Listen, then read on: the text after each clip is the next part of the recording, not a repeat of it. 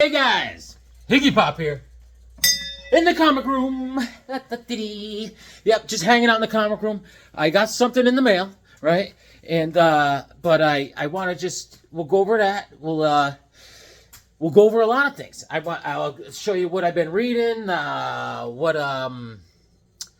going on. I'll just show you some stuff I've been reading, things that are interesting me, and we'll take it from there. I got my weekly poll.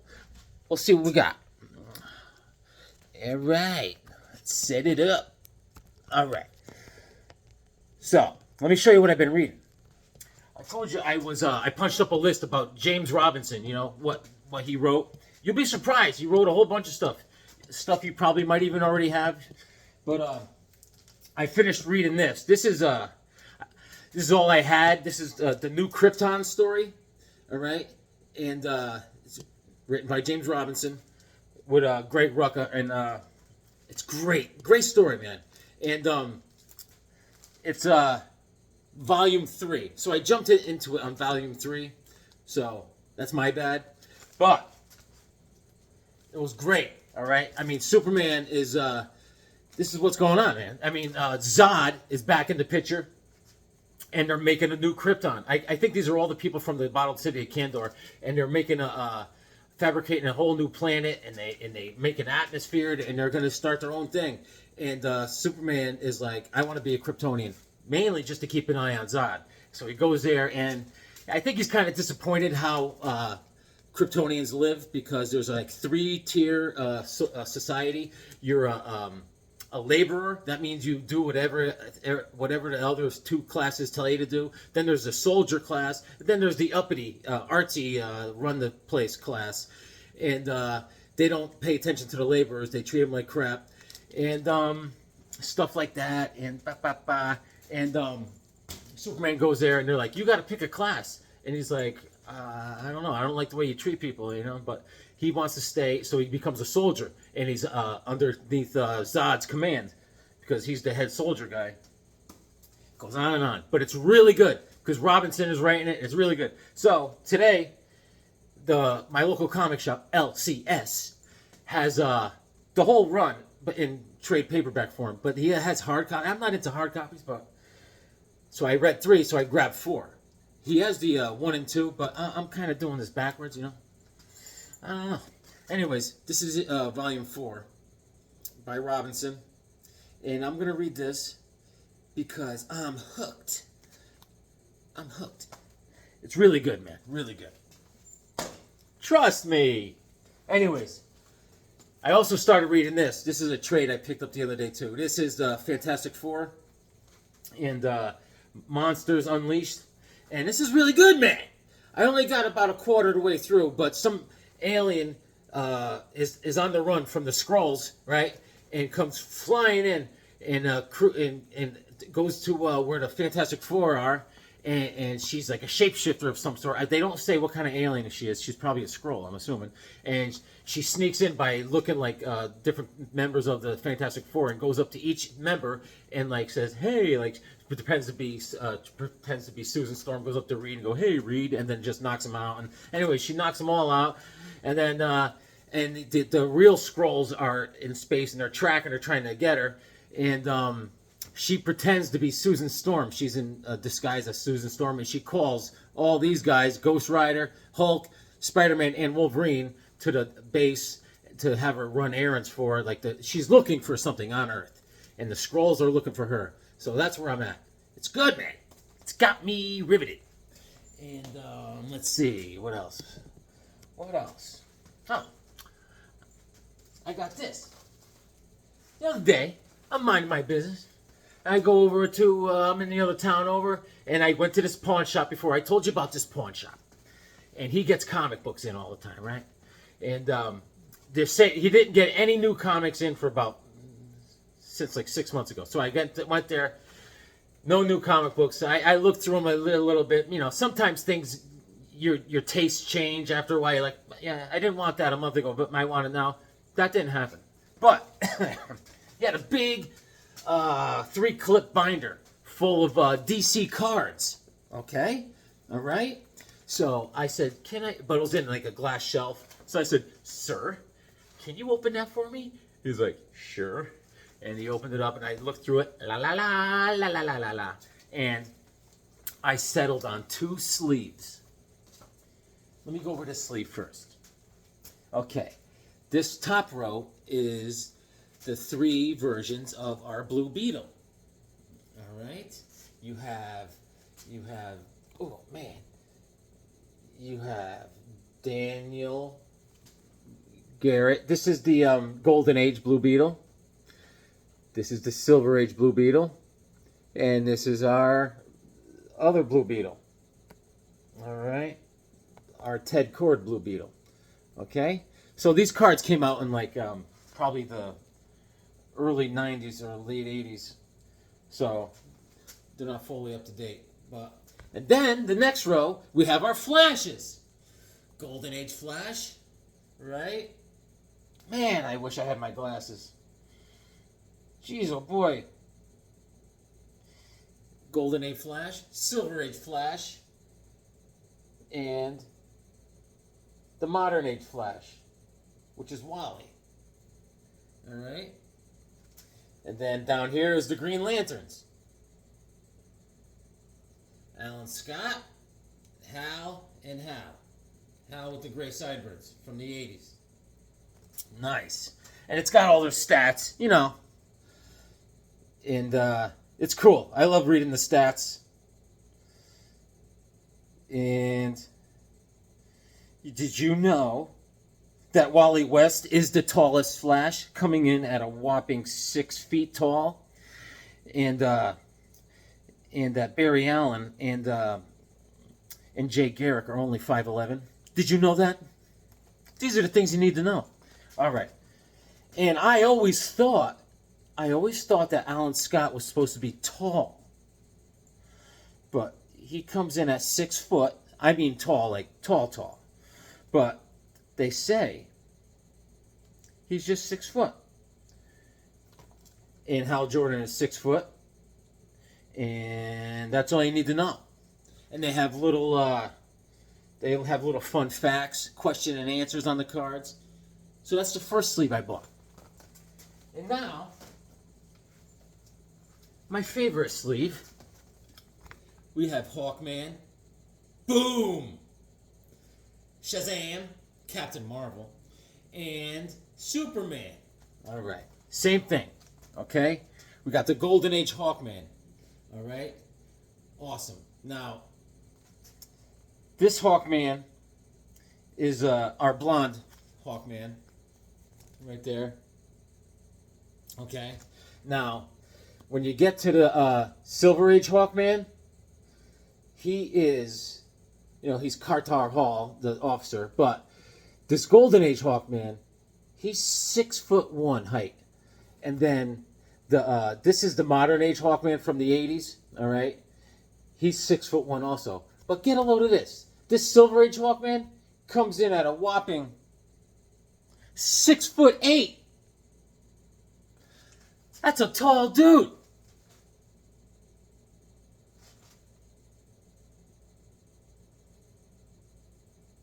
$6'8". Or does that say 6'6"? Either way. And over here we got Captain Atom, Golden Age, Silver Age, Modern, and then our Superman, our Golden Age Superman, and then Silver and Modern, and they look the same, don't they? It's all good though. These are cool. I will. I'll do something with these. I'll display them in the Hawk's Nest somewhere. We'll figure something out. And then, you know what? Let me just show you what I got. My weekly poll. So I was down the street, and I go in there. The routine. I was like, "Hey boys!" And like, "Hey, I was like, "Yeah, boy." Anyways, I was looking around before I got my weekly stuff, and I found this. I picked this up. Strange Adventures, issue number 199. This is 199 Strange Adventures. And as always, they are strange. There's like 3 stories in here. This one on the cover is the last story. This is Who Stole My Body? All right? Who Stole My Body? And that's done. The art was done by George Raousos. All right? He also had another name he used to go by George Bell, I think. He used to, yeah, it could be, he may go by George Bell, you never know. But he passed away a long time ago. But he was in the business for DC a long time and with Marvel. But in the Silver Age, he used to do inks for Jack Kirby and stuff like that. But this is the last story, and it's just it's a guy that could shoot his mind at the different creatures and stuff, and it's crazy. And there's 2 other stories. There's this is back in April '67. This came out, and then there's Carmine Infantino on the cover. And yeah, man, I picked it up.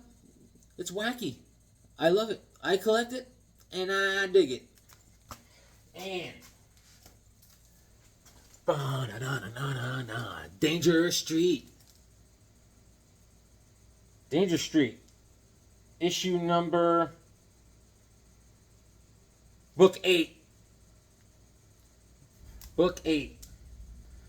Look at that, man. See, on the cover there, that's the Outsiders, I'm assuming. See how they're all freaky looking? It looks like one of my early family photos. There's the Higgins family back in the day. Speaking of Higgins family, you're looking at a brand new grandpa.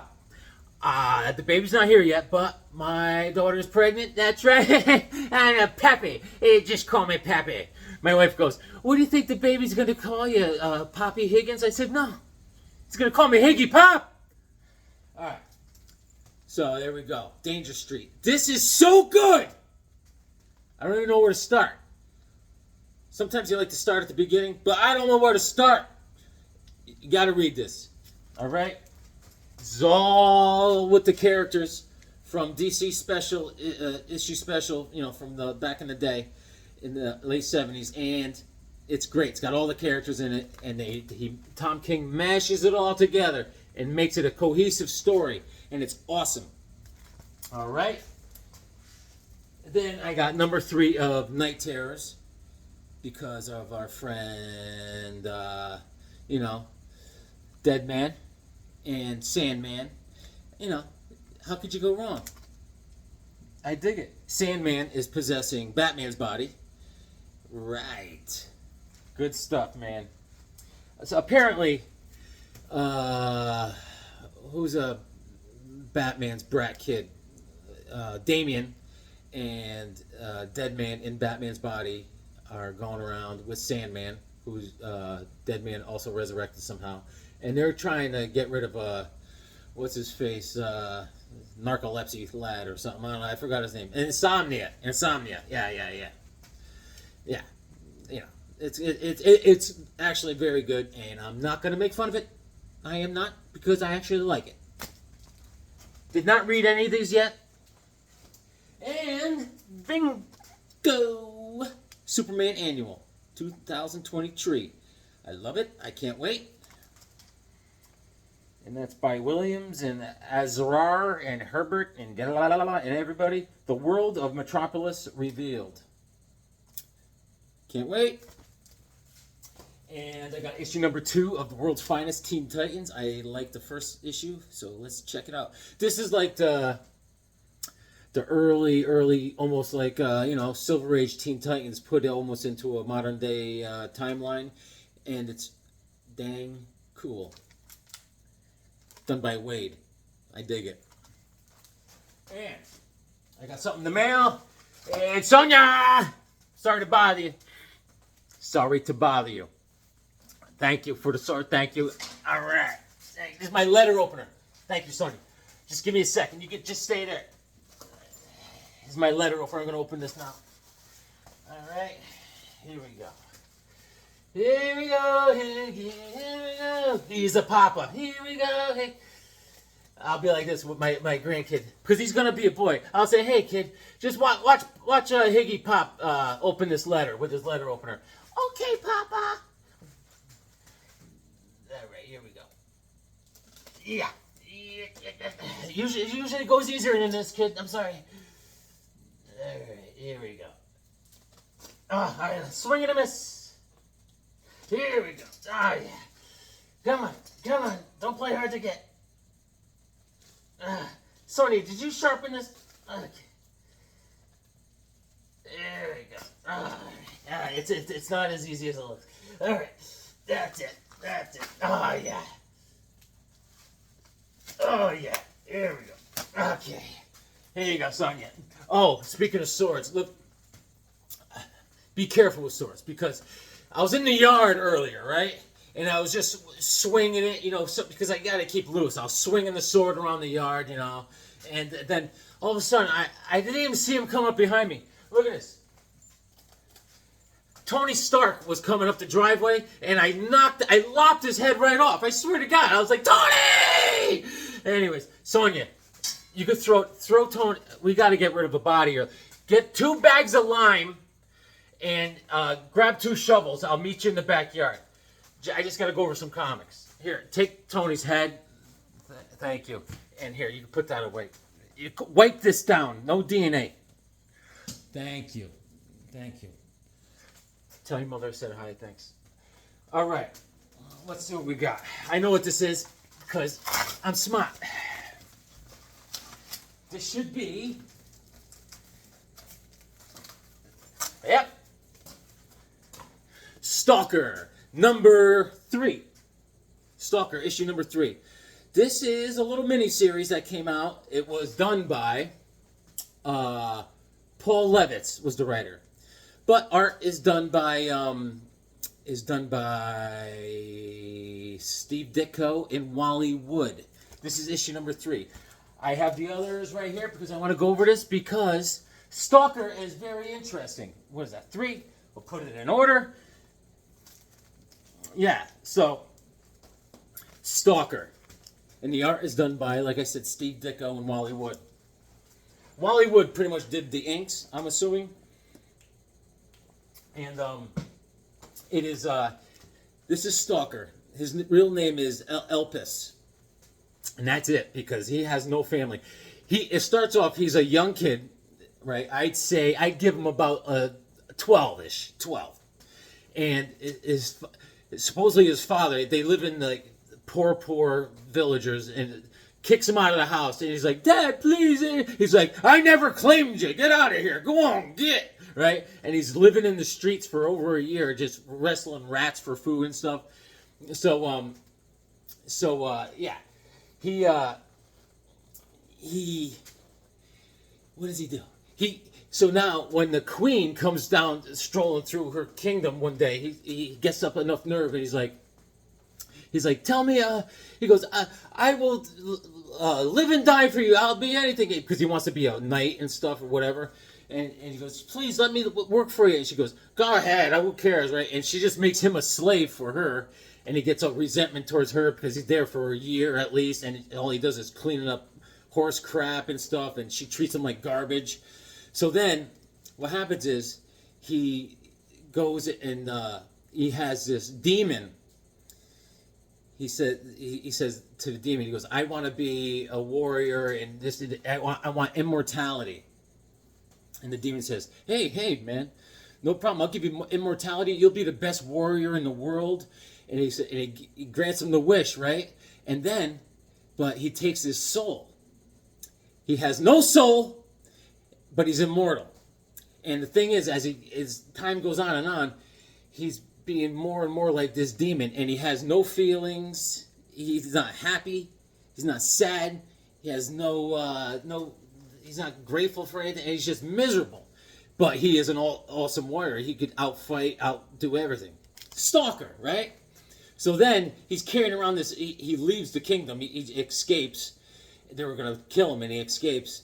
And then he returns back to the kingdom, and he's going to kill the queen, right? He throws a dagger at her, and he's like, and the dagger has a note on it that says, I'm back, look out, Stalker's back, right? And so all throughout this, after that, he just wanted to make a scene. But after that, all he's trying to do is get his soul back. So he's looking for this demon so he could get his soul back, because he's miserable, walking the earth. He has no one to talk to. He has no feelings, no soul, and he's miserable. Stalker the Soulless. And the demon's called the Garth.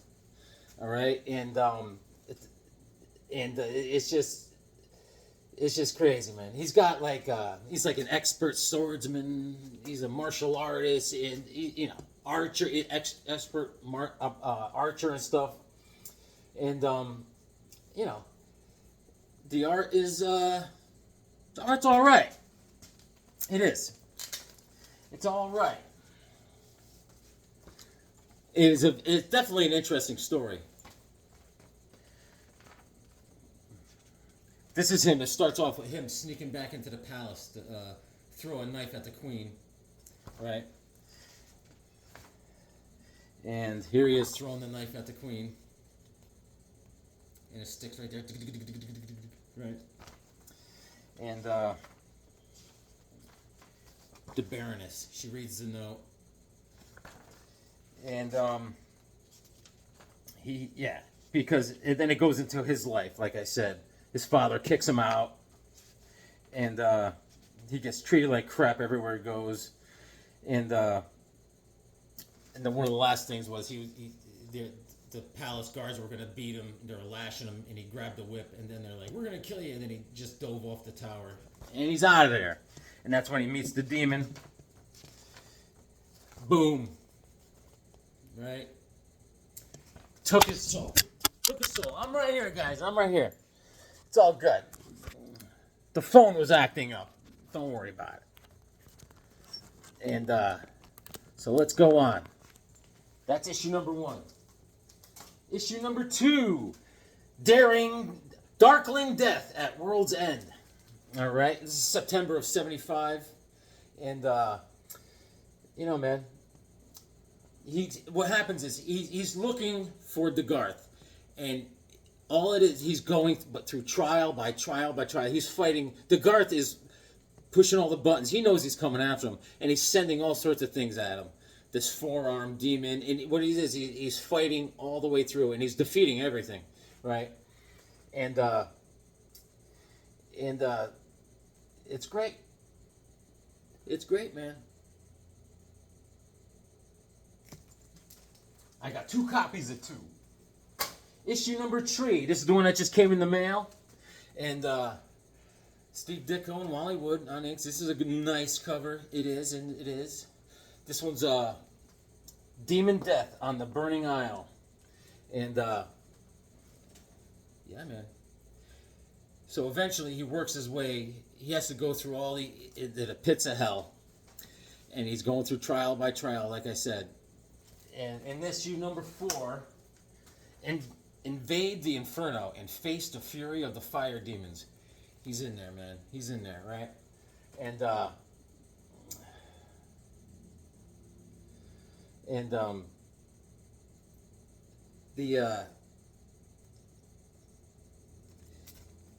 what happens is he meets the demon. This is a condition of whoa plus. He finally gets to the demon, right? And the demon's like, all right, you defeated everything, you know, but I can't help you, right? He goes, I can't help you. I used up your soul.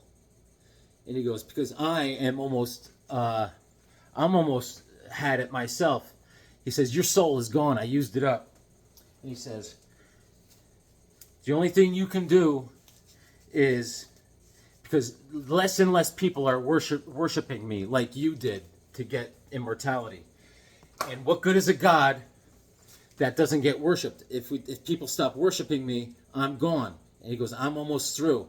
He goes, if you, Stalker, want this mission, he goes, Stalker's like, well, I'm going to fight you till the end. He goes, well, you're immortal. He goes, all you have to do is kill everyone that worships evil in war, which is what he stands for. He goes, you will kill me, right? So now through the millennia, what he ends up doing, Stalker, is he's going through the world and destroying the people that he's destroying, like he's trying to eliminate war and evil, and he found out he can't, because people are impossible. He can't do it. So what he's going to do is eliminate life on Earth. So we pick up Stalker again in 1999 by our friend James Robinson in All-Star Comics. Stalker returns in All-Star Comics, and this is a great read. You guys should read this. There's 2 issues of it. Stalker is back, and like you said, he came to the conclusion that he can't get rid of war and these people that worship war and evil, because it's ingrained in them. So he's going to eliminate all life on Earth. And it starts off right here by James Robinson, our buddy.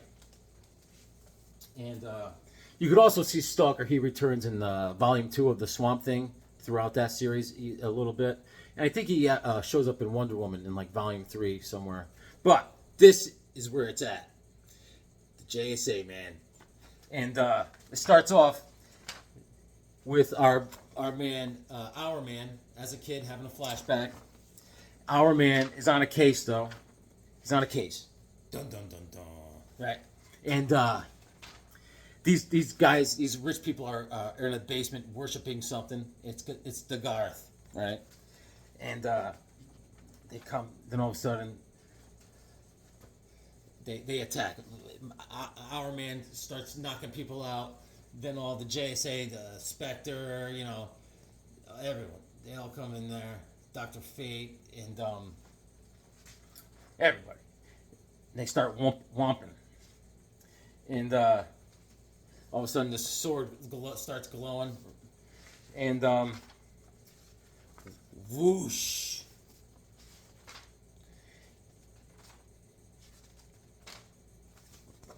Stalker is back. And he's badder than ever. He's more powerful than ever, right? So, it's great. He starts kicking Keister. All right. And there's our boys. I love the way they draw Hawkman. This is done so well, man. James Robinson really knows how to do the JSA, man. They're all there. Everybody. Now, they have to figure out they get Dr. Occult. He joins the crew. The original Mr. Terrific is there. He's like, I have a question, teacher. Yeah, so there's our man Stalker. And he's bad. He's badder than ever. And, yeah, he's taking over the world. And he's at the down in Washington, D.C.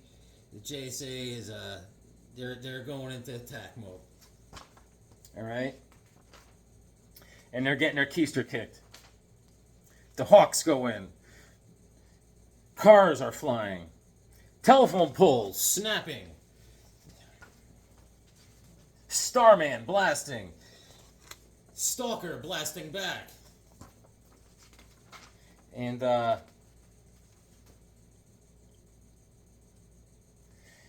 And he's like, I am making more and more disciples, right? And so they're like, we need to regroup. All right. So now, All-Star Comics issue number 2 is fantastic. Alright, here we go. James Robinson. Great art, man. Goyer, Rosado on the art.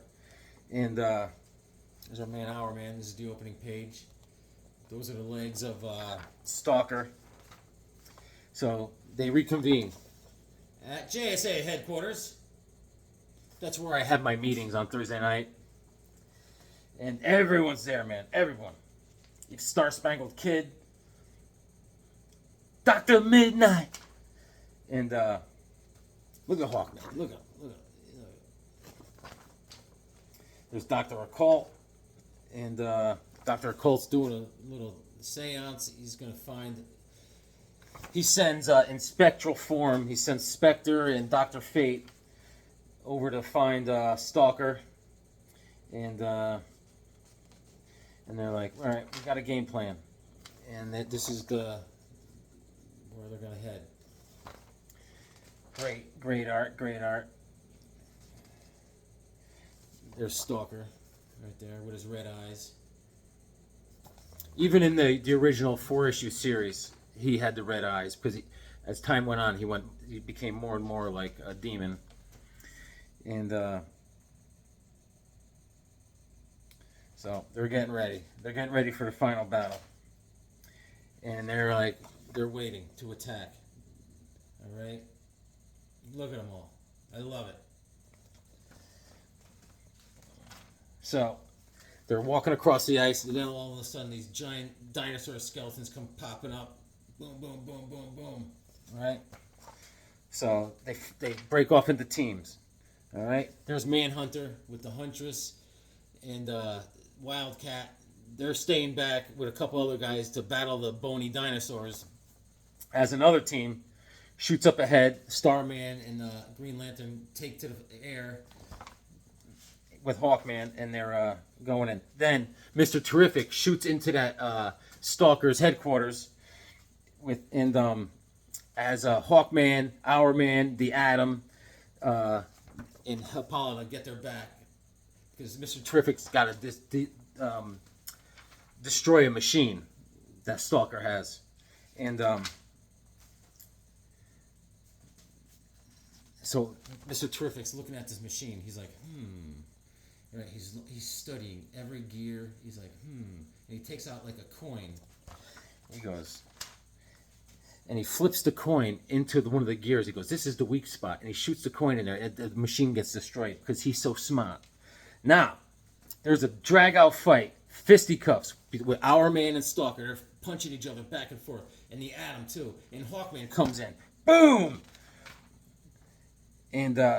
and outside, everyone's getting shredded. The Manhunter's got his mask is ripped. Everyone's getting beat down by the bony dinosaurs, right? And the time's ticking because people are getting beat up. And there's the Atom, fisticuffs with Stalker back and forth. And look, there's Mr. Terrific. He shoots that quarter right into the gears.